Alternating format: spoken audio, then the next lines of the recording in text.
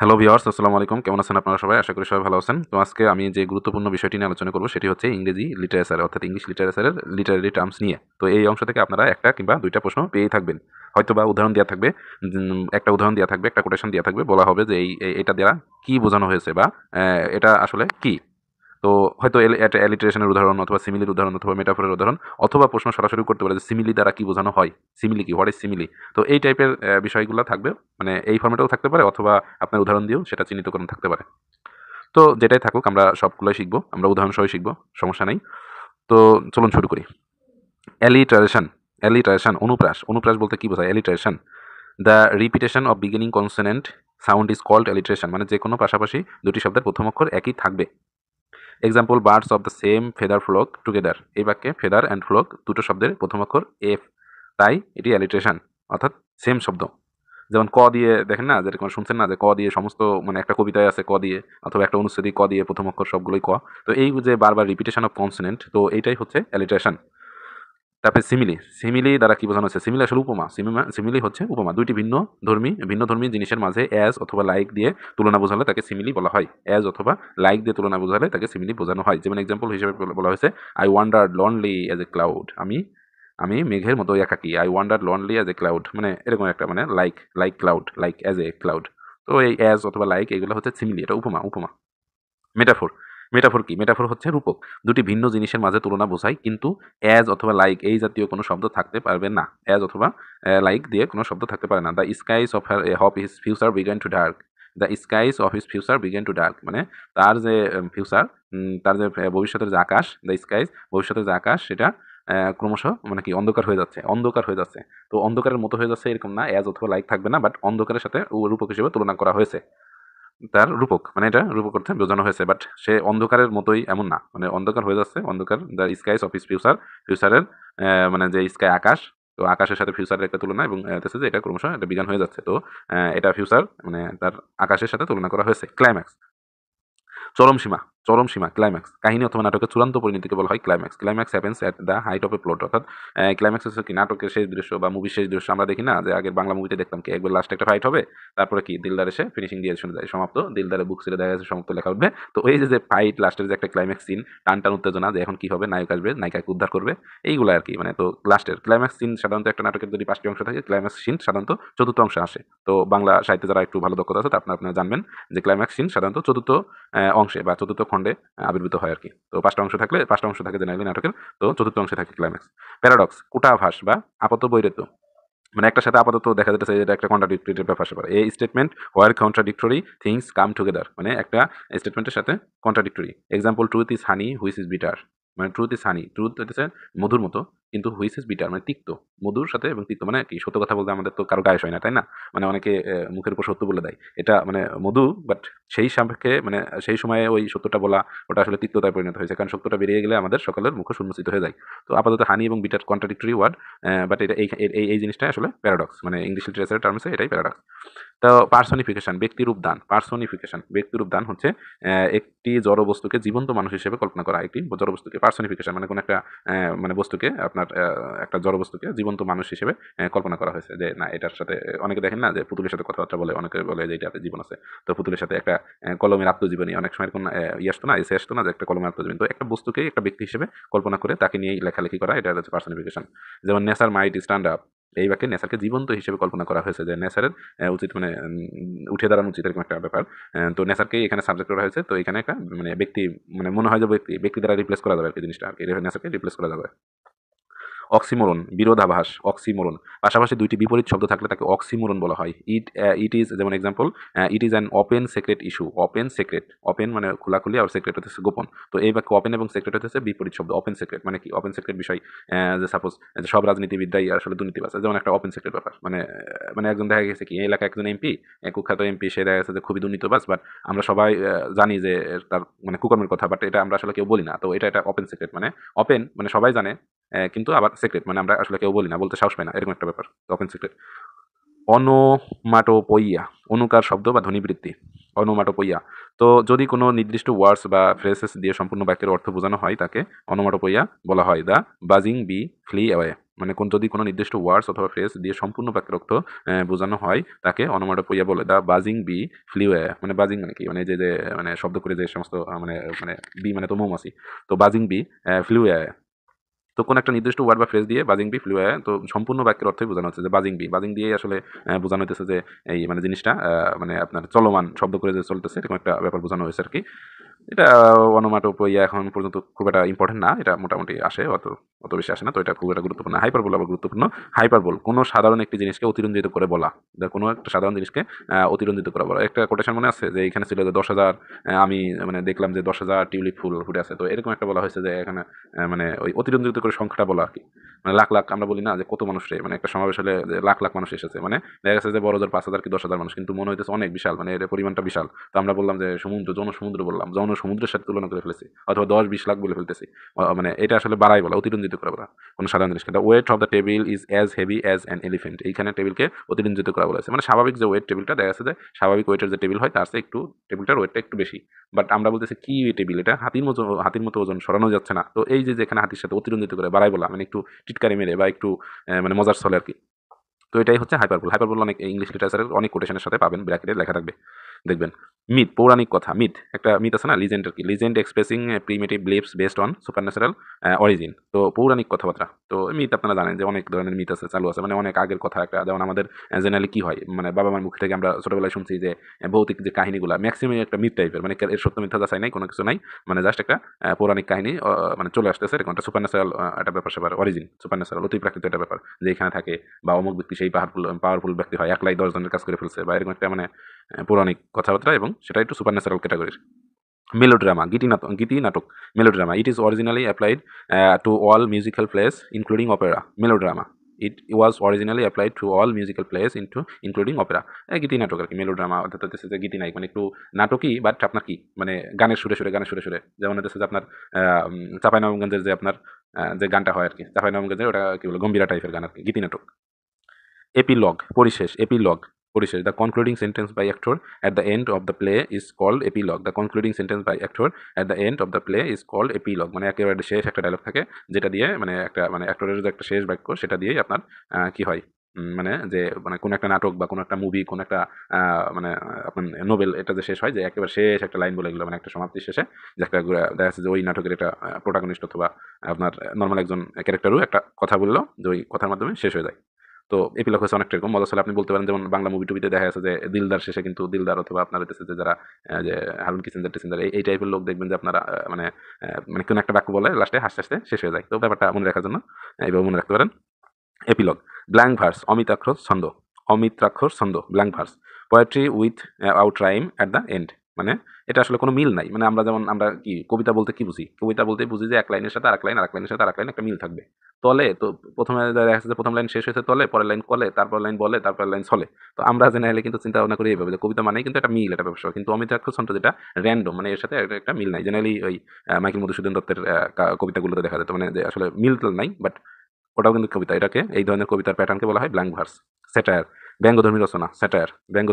Satire একটি সাহিত্য শব্দ যা মানুষের মূর্খতা, কলঙ্ক, তাচ্ছিল্য, ডেরিসিশন বা উপহাস করা হয়। Satire, Gulliver's Travels is an example of satirical fiction, মানে যেমন গালিভার ট্রাভেলসে কি বলা হয়েছে, গালিভার্স ট্রাভেল আপনারা যেটা মুভিটা দেখে থাকেন অথবা উপন্যাসটি যদি পড়ে থাকেন, তো এইখানে মানুষকে যে ছোট ছোট যে মানুষের মানে যে আকার আকৃতি দিয়ে এখানে ওই মানে যে ওই দেশের সাপেক্ষে যে মানুষ বড় এবং ছোট, মানে যে তার যে মানে তুলনাটা ছিল, তো এইটা আপনারা দেখবেন মানে লক্ষণীয় যে মানে একটা মানুষ অন্য দেশে গেছে, ওই দেশে যায় সে একটা প্রভুর মতো একটা ব্যাপার স্যাপার। তো ওইখানে গিয়ে মানে এটা আসলে তুলনা করা হয়েছে, মানুষকে একটু উপহাস করা হয়েছে, মানে মানুষকে একটু ব্যঙ্গর মতো করা উপস্থাপন করা হয়েছে। তো এটা আসলে স্যাটায়ার, আমরা মানে প্রহসন যেটা বলে আর কি, স্যাটায়ার প্রহসন। তো প্রহসনের মাধ্যমে আসলে কিন্তু ভালো ভালো জিনিস ফুটাই তোলা যায়, এবং হাসির মাধ্যমে মানে খুব ডিপ একটা মিনিং থাকে, যেটা কিন্তু আপনার প্রহসন বলা হয়। স্যাটায়ার ব্যঙ্গধর্মী, মানে আপনার টু দ্য পয়েন্টে হিট করে কিন্তু সরাসরি হিট করে না, একটু ব্যঙ্গধর্মী ক্যারেক্টারের মাধ্যমে হাসিও পেলেন, মজা পেলেন, কিন্তু একটা ডিপ মিনিং থাকবে, একবার পয়েন্ট টু দ্য পয়েন্টে যে আঘাত করবে আর কি ওই পয়েন্টটা। অর গীতিকাব্য, জেনারেলি আগের রাজনীতিক ক্যারেক্টারগুলোকে আপনার বোঝানোর মানে রাজনৈতিক ক্যারেক্টারগুলো উপস্থাপন করার জন্য ব্যঙ্গধর্মী আশ্রয় নিত কিন্তু আপনারা, ওই যারা আগেরকার সাহিত্য আছে, এবং তারা কিন্তু আপনার ছদ্মনাম ইউজ করতো। তো এমন একটা পর্যায়ে তারা সরাসরি কথা বলতে হতো না ব্রিটিশদের বিরুদ্ধে অথবা তৎকালীন স্বৈরশাসকদের বিরুদ্ধে কথা বলতে হতো না, তো তারা কি করতো, ব্যঙ্গধর্মী রচনা করতো এবং তারা একটা ছদ্মনাম ইউজ করে চালাই দিত। তো এইভাবেই আর কি কথা বলার ভাষা ইউজ করতো আর কি। অড গীতিকাব্য, it is lyrical song in which somebody or something is addressed. Ode গীতিকাব্য, এই গীতিকাব্য আপনার কাব্যই, বাট মানে ওই যে আগের যেটা বললাম মেলোড্রামা টাইপ অড। তো এটা হচ্ছে যে একটা lyrical song in which somebody or something is addressed. তো এটি অড মানে গীতিকাব্য। তো এটা লিরিক্যাল সং থাকবে সং, এটা হচ্ছে যে somebody or something is addressed করে মানে তাকে উদ্দেশ্য করে কিছু একটা বলা হবে, কোনো একটা স্পেশাল বিষয়কে ফোকাস করে আর কি। সলিলিকুই স্বগতোক্তি, সলিলিকুই কোনো নাটকের চরিত্র যখন নিজের সাথে নিজে কথা বলে সলিলিকুই হয়। মানে আমরা যে মনে মনে অনেক সময় ভাবি না যেটা কি করা উচিত কি করা উচিত না, মানে দেখা যাচ্ছে যে 4-5 জন ফ্রেন্ডের সাথে প্রস্তাব দিল আপনাকে ট্যুরে যাওয়ার। তো আপনি তখন ভাবতেছেন মানে মনে মনে একটা ক্যালকুলেশন করতেছেন যে আমি কি যাবো ওদের সাথে, এরকম ফ্রেন্ডদের সাথে কি যাওয়া উচিত, আমার আদৌ কি সেফ নাকি সেফ না, অথবা টাকা কি পয়সা কি আমার কি আছে নাকি আছে না, বাবা মাকে অ্যালো করবে না অ্যালো।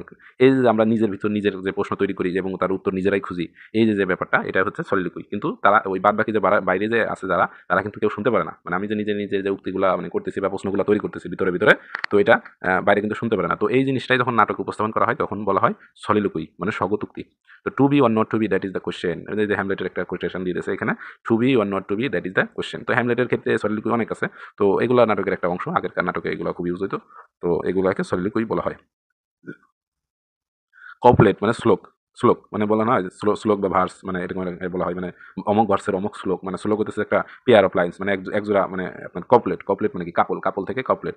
তো কাপল মানে হচ্ছে মানে দুইজন, আর কপলেট হচ্ছে দুই মানে দুইটা লাইন আর কি, দুইটা লাইন। A pair of lines that are rhymed at the end of each line, মানে প্রতিটা লাইনের শেষে পেয়ার অফ লাইন্স, মানে যেমন আপনার 5টা 6টা লাইন পরে তারপর লাস্টে ওই দুইটা লাইন, 5টা 6টা লাইন পরে আবার লাস্টে ওই দুইটা লাইন। তো এটা হচ্ছে কপলেট মানে শ্লোক, একটা শ্লোক আর কি।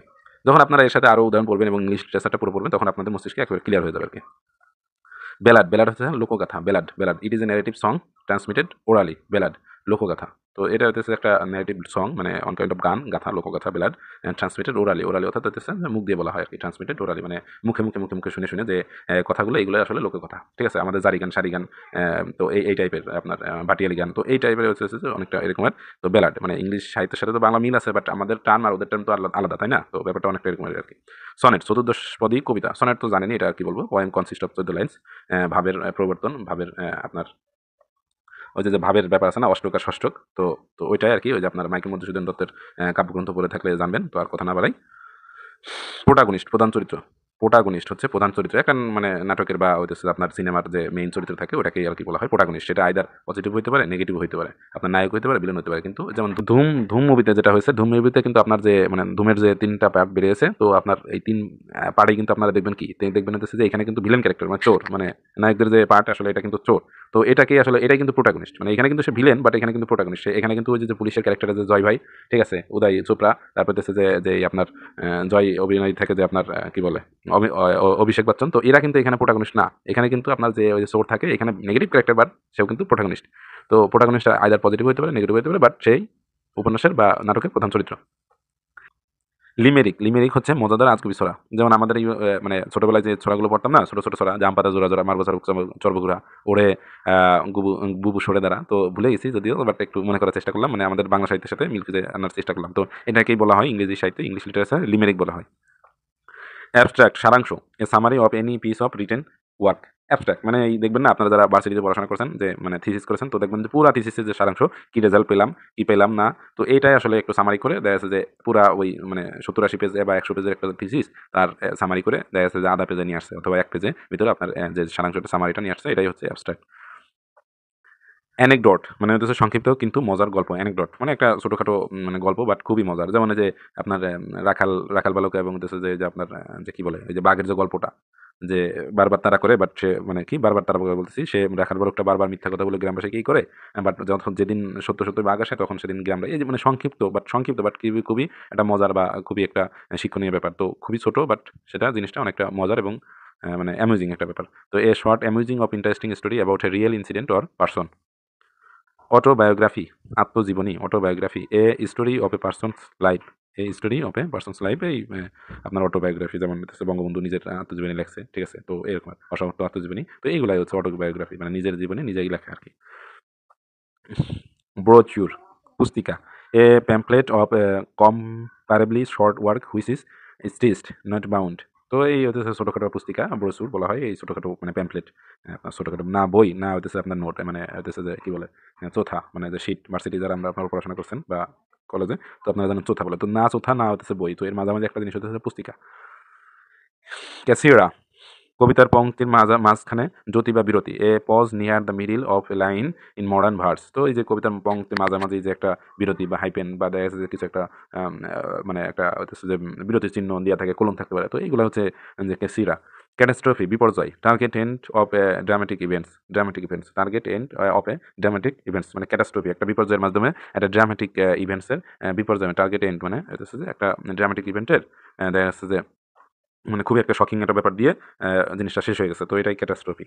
কনসেইট আত্ম অহমিকা, conceit excessive pride in on self, মানে যে আত্ম অহমিকা মানে নিজেকে নিজে নিয়ে গর্ব করা, নিজেকে নিজের নিজের ঢোল নিজে পিটানো, যেটা বাংলায় সহজ বাংলা যেটা বলে নিজের ঢোল নিজে পিটানো, তো এটাই হচ্ছে আত্ম অহমিকা। ডিকশন শব্দচয়ন, ডিকশন মানে ডিকশনারি মানে কি, ডিকশনারি মানে হচ্ছে যে আপনার শব্দের যে ভান্ডার আর কি, তো এটা হচ্ছে ডিকশনারি, তো ডিকশন হচ্ছে শব্দচয়ন। The choice of words of an author, choice of words of an author, দেখবেন যে এক একজনের শব্দচয়ন এক এক রকম, তো যে বিষয়টা রবীন্দ্রনাথ ঠাকুর একভাবে লিখেছে সেটা কিন্তু হুমায়ুন আহমেদ আরেকভাবে ফুটাই তুলছে, তো শব্দচয়নগুলো কিন্তু আলাদা। তো দেখা গেছে যে তার রবীন্দ্রনাথের সাথে যেমন বঙ্কিমের মিল নাই, বঙ্কিমের সাথে দেখা গেছে যে হুমায়ুন আহমেদ আধুনিক যুগের হুমায়ুন আহমেদের মিল নাই। তো এই যে এক একজনের এক একটা ধরন থাকে যে শব্দচয়নের স্টাইল, তো এটাই হচ্ছে ডিকশন। এলিজি শোকগাথা, a poem of serious reflection typically a lament for the dead, মানে এলিজি হতেছে যে কারো মৃত্যুতে একটা শোকগাথা লেখা, কারো মানে বিদায়তে একটা তাকে উদ্দেশ্য করে দেখবেন যে শোকগাথা। ইংলিশ লিটারেচার এগুলো বহুত আছে, আপনি মানে এ ওকে নিয়ে লেখছে, ও ওকে নিয়ে লেখছে, যেমন আপনার দেখবেন যে শেলি কিটসরে নিয়ে লেখছে, কিট শেলিকে মানে এরকম মানে আপনার আছে আর কি, এক্সাক্ট এখন বলছি না, তো ওরকম আর খুললেই মানে ইংলিশ লিটারেচারের যে বিশেষ পার্টটা মানে ওই এটা খুললেই দেখবেন যে অনেক এলিজি আছে, অনেক মানে সাধারণত বন্ধু বা ওই অমুকের মেয়ে তমুকের মেয়ে। তো বাংলা লিটারেচারেও কিন্তু এরকম লেখা হয়েছিল যে ওই যে আপনার বাতিজির মানে বিদায় মানে বাতিজির বিদায় সম্ভবত আপনার কি বলে উম, আমাদের যে সাহিত্যগুরু আর কি বলা হয়, সাহিত্যগুরু এলিজি লিখেছিল সম্ভবত ভাতিজির, আমার ভালো মনে নাই, তো এরকমেরই এপিক মহাকাব্য। এপিক হোসেন an epic is a long narrative poem on a grand scale about deeds of warriors and heroes. Epic মহাকাব্য, an epic is a long narrative poem on a grand scale about deeds of warriors and heroes. তো epic হচ্ছে মানে মহাকাব্য, মানে অনেক বড় একটা কাব্যর ব্যাপার, এবং এখানে হচ্ছে যে মানে যেমন হচ্ছে যে আপনার মহাভারত যেটা, তারপর হচ্ছে রামায়ণ, তো হচ্ছে ইলিয়াডের ওডিসি, তো হোমারের ইলিয়াড এবং ওডিসি, তো এইগুলা হচ্ছে মহাকাব্য। তারপর হচ্ছে যে আপনার মেঘনাদ বধ কাব্য, তো এইগুলা হচ্ছে মহাকাব্য। এখানে থাকবে অনেক বড় ধরনের কবিতা, গ্র্যান্ড স্কেল লেখা হবে, অনেকগুলো ক্যারেক্টার থাকবে। এখানে হচ্ছে যে ডেটস অফ মানে ওয়ারিয়র যোদ্ধা এবং হিরোদের কৃতকর্মের ব্যাপার স্যাপার থাকবে, dates of warriors and heroes, তো ইত্যাদি থাকবে আর কি এপিক মহাকাব্য। এক্সাম্পলারি মানে দৃষ্টান্তমূলক, এই story that conveys a useful lesson, exemplary মানে দৃষ্টান্তমূলক, এটা তো জানেনি। তো story that conveys a useful lesson, মানে যে কোনো একটা গল্প বললো তার সারাংশ ওই যে বাঘ আর রাখাল বালকের যে গল্পটা, যে প্রথম প্রথম মিথ্যা বলে এবং পরবর্তীতে যখন সত্য সত্য আসে তখন তার অঘটন ঘটে যায়, তো এটার যে ডিপ মিনিং থাকে, লেসন থাকে, একটা এক্সাম্পলারি আর কি, সেটাই বলা হয় এক্সাম্পলারি। ফেবল নীতি গল্প, পশু পাখির উপাখ্যান, তো এই যে ঈশপের ফেবল আমরা ছোটবেলায় দেখতাম না, মানে এখন কার্টুনেও আছে হয়তো বা ইউটিউবে, তো ঈশপের যে ফেবলের গল্পগুলা, তো এটাই হচ্ছে নীতি গল্প, মানে পশু পাখি থাকে বা হচ্ছে যে বিভিন্ন ধরনের গল্প থাকে। এই যে এইগুলা হচ্ছে ফেবল, মানে ওই যে আপনার নদীর ভিতর যে পুকুরের ভিতর যে কুঠার পড়ে যায়, তো প্রথমে কাঠেরটা দেখায়, পরে সিলভারটা দেখায়, তারপর রূপা কি সরি প্রথমে সোনারটা দেখায়, রূপারটা দেখায়, তারপর না না বলে, তো তারপরে যখন তারটাই দেখায় তো তখন হা বললে পরে হচ্ছে তাকে পুরস্কার হিসেবে দেয়। তো এটা হচ্ছে যে এই মানে একটু অতিরঞ্জিত ব্যাপার, বাট এটা হচ্ছে এটা নীতি গল্প, মানে নীতিকে শেখানোর জন্য যে গল্প তৈরি করা হয়, এটা হচ্ছে fable. Fantasy Kalpana, an imaginary story, বিভিন্ন মুভি দেখছেন না যে আপনার যে জুমানজি মুভি-টুভি দেখছেন না? জুমানজি, তারপর হচ্ছে যে জ্যাক দ্য জায়ান্ট স্লেয়ার, তারপর হচ্ছে যে আপনারা যারা pirates of the Caribbean series দেখছেন। তো এই যে এখানে দেখবেন যে একটু ফ্যান্টাসি, মানে এগুলো বাস্তবে এক্সিস্ট করে না, বাট একটা ইমাজিনারি স্টোরি দিয়ে বিভিন্ন ধরনের মানে এখানে প্রেক্ষাপট তৈরি করে মানে সুন্দর একটা গল্প সাজায় এবং একটা মিশন টাইপের ব্যাপার সাজায় আরকি মুভিগুলোতে। তো এটা হচ্ছে একটা ফ্যান্টাসি অ্যাডভেঞ্চার মুভি আরকি বলা হয়। তো এটাই হচ্ছে ফ্যান্টাসি, একটা কল্পনা জগৎ তৈরি করা। এটা আসলে বাস্তবে এক্সিস্ট করে না। হিউম, ঈশ্বর বন্দনামূলক গান, হিউম মানে song in praise of god, মানে অন কাইন্ড অফ কি বলতে পারেন? এই যে লালন গীতি কিন্তু মানে ঈশ্বরকে যদিও বলা হয় না, লালন গীতি হতেছে আবার ফোক ক্যাটাগরি। তো ঈশ্বর গীতি কেমন হতে পারে? এই যে সুফি সাধকদের যে গান-টান আছে, মানে এরা ভাবে যে এগুলো আসলে দিয়ে ঈশ্বর বন্দনা করা হয়। ব্যাপারটা মানে যদি বাংলা ভাষায় কনভার্ট করে নেই, তো ব্যাপারটা অনেকটা এরকম মনে রাখার সত্ত্বে এরকম ভাবে বুঝতে পারেন যে মানে ঈশ্বরকে খুশি করার জন্য যে কাওয়ালি-টাওয়ালি মানে হচ্ছে আপনার যে সুফি-টুপিদের যে গান-টান এগুলো যে গাওয়া হয়, এগুলাই আসলে হিউম। মানে ইংরেজিতে হিউম বলা হয়। ল্যাম্পন কাউকে ব্যঙ্গ করে রচিত কোনো লেখা, ল্যাম্পন এ পিস অফ স্যাটায়ার, ল্যাম্পন কাউকে ব্যঙ্গ করে রচিত কোনো লেখা, মানে একজন আরেকজনকে ব্যঙ্গ করে যেটা লেখা হয়, এটা হচ্ছে ল্যাম্পন, ব্যঙ্গ করে লেখা। তো প্রায় আমরা শেষের দিকে। লুলাবাই, কার্ডেল, ঘুম পাড়ানি গান, কার্ডেল, কার্ডেল, লুলাবাই মানে হচ্ছে যে soft gentle song sung to make a child go to sleep. এই ছোটবেলায় যে ঘুম পাড়ানি গল্প টল্প বলা হতো না, যে এই বলতে বলতে গল্প শুনতে শুনতে শুনতে শুনতে রাজা রানীর গল্প, বিভিন্ন দেশে দেখা যাচ্ছে যে ওই সাত ভাই চম্পার গল্প টল্প। তো এই যে যে বিভিন্ন গল্প টল্প মা মানে ছেলে মেয়েকে শোনায় বা বাবা শোনায়। তো এই যে যে ধরনের ঘুম পাড়ানির গল্প এগুলো হচ্ছে কার্ডেল, মানে কি কার্ডেল থেরাপি হচ্ছে যে তো কার্ডেল এবং লুলাবাই হচ্ছে যে এই মানে ঘুম পাড়ানোর যে গল্প লুলাবাই। ম্যানিফেস্টো, ম্যানিফেস্টো হচ্ছে প্রকাশ্য লিখিত ঘোষণা। ম্যানিফেস্টো মানে হচ্ছে যে আপনার যেমন কোনো একটা দল তারপর হচ্ছে যে ভবিষ্যতে ক্ষমতায় আসবে, তো এটা হচ্ছে তার জন্য সে কি করবে, একটা ম্যান্ডেট প্রকাশ করে বা ম্যানিফেস্টো প্রকাশ করে যে এইগুলো আমরা করবো, ঠিক আছে, খাল কেটে নদী করে দেবো, নদী ঠিক আছে রাস্তা কেটে খাল করে দেবো। তো এই যে মানে মজা ছিল বলতেছি। তো এই যে যে ব্যাপারটা, তো এটাই হচ্ছে ম্যানিফেস্টো। তো এই public declaration usually of political religious. তো এই যে আবার ধর্মীয় কিছু সংগঠন আছে, আমরা এই করবো এই করবো এইগুলা প্রকাশ করে আসলে কতটা বাস্তবায়ন করে তারা নিজেরাই জানে না। তো এটা আসলে লোক দেখানোর অনেকটা ব্যাপার পলিটিক্যালে, তো এটাকেই মেলা হয় ম্যানিফেস্টো। আবার অনেক সময় সত্য হয়, অনেক নেতাই করেক্ট করে থাকে। প্যামফ্লেট, ক্ষুদ্র পুস্তিকা, কে প্যামফ্লেট ক্ষুদ্র পুস্তিকা, এ ভেরি থিন বুক, এই আগে প্যামফ্লেট আলোচনা করা হয়েছে। Thin book of paper with the paper cover containing information about a particular subject. এই যে বিভিন্ন ভার্সিটির অ্যাডমিশন টেস্ট দিতে গেলে দেখেন না একটা প্যামফ্লেট দেওয়া দিয়েছে, বা আপনারা দেশে যে বিভিন্ন চাকরি বাকরি পরীক্ষা দিতে গিয়ে দেখেন না আপনারা একটা প্যামফ্লেট দেওয়া দিয়েছে। প্যামফ্লেট বলতে অর্থাৎ ওর ভিতরে দেখা যাচ্ছে যে 5-7 পেজ আমাদের দেশে জিকে আছে, তার পিছনে আবার হচ্ছে যে বিজ্ঞাপন শুরু, মানে অমুক কোচিংয়ে ভর্তি হন, অমুক পার্সন স্যার এইগুলা ক্লাস চলবে, অমুক স্যার ক্লাস নেবে, অমুক ফেমাস স্যার ক্লাস নেবে। তো এগুলো দেখা যাচ্ছে বাদ বাকি 3-4 পেজ আপনাদের দেশে দেখা গেছে যে ছাত্রছাত্রী, আর প্রথম দেখা যাচ্ছে 5-6 পেজ, 5-6 পেজ কি 5-6 পেজ হচ্ছে জিকে দিয়ে রাখছে, মানে সাধারণ সাম্প্রতিক বিষয়গুলি। তো এটাই হচ্ছে প্যামফ্লেট, ছোট ছোট শীট আর কি। প্যাথোস, করুণ রস, এ কোয়ালিটি দ্যাট ইভোক্স পিটি। করুণ রস, এ কোয়ালিটি দ্যাট ইভোক্স পিটি, মানে করুণ রসের লেখা। যেমন হচ্ছে যে মানে জেনারেলি এই আপনার যে মেঘনাদবধ কাব্য, মেঘনাদবধ কাব্যটা জেনারেলি আপনার এটা কিন্তু সার্থক একটা ট্র্যাজেডি, মানে সার্থক মানে মহাকাব্য ক্যাটাগরিতে গেলেও আপনার সার্থক জাত মহাকাব্য হতে পারে না, কারণ মহাকাব্য লিখতে হয় আপনার বীর রসে, বাট এখানে কিন্তু করুণ রস হয়ে গেছে, মানে প্যাথোস হয়ে গেছে, ঠিক আছে। মানে এই যে এখানের যে ভিলিয়ান ক্যারেক্টার মানে দেখানো হয়েছে, এটাকেই কিন্তু হাইলাইটস করা হয়েছে। যে মেঘনাদবধ কাব্য যে আপনার রাইতেছে যে রাবণকেই কিন্তু এখানে হাইলাইটস করে এখানে তাকে যে হত্যা করা হয়েছে এটা কিন্তু আপনার করুণ রস, মানে তার যে বীরত্ব ছিল, বীরত্বটাকে তাকে যে মানে সাপোজ দেখা গেছে হত্যা করা হয়েছে, তো এটা যে করুণ রসে পরিণত হয়েছে, কারণ যেখানে এখানে রাবণই কিন্তু মেইন ক্যারেক্টার হিসেবে মানে এই যে লেখক মাইকেল মধুসূদন দত্ত তিনি উপস্থাপন করেছেন। তো এটা আসলে এই কারণেই কিন্তু মহাকাব্য হলেও বাট মানে সেই লেভেলের মহাকাব্য হতে পারে না, জাত মহাকাব্য হতে পারে নাই এই কারণেই, কারণ এটা লেখা করতে ছিল বীর রসে, বাট হয়ে গেছে করুণ রস। ফিলোলজি, ও বিজ্ঞান ভাষা ও বিজ্ঞান, ফিলোলজি সায়েন্স অফ ল্যাঙ্গুয়েজ। তো ফিলোলজি হচ্ছে ভাষা ও বিজ্ঞান, এটা ইংলিশ গ্রামারে আপনারা পেয়ে থাকবেন। ফিলোলজি হচ্ছে ভাষা ও বিজ্ঞান, মানে language of science of language, sorry. তো এটাই আজকের মতো এই পর্যন্তই আলোচনা করবো, ভবিষ্যতে আরও কিছু লেখালেখি নিয়ে আলোচনা করা যাবে। তো যেমন লিটারারি পিরিয়ড আছে।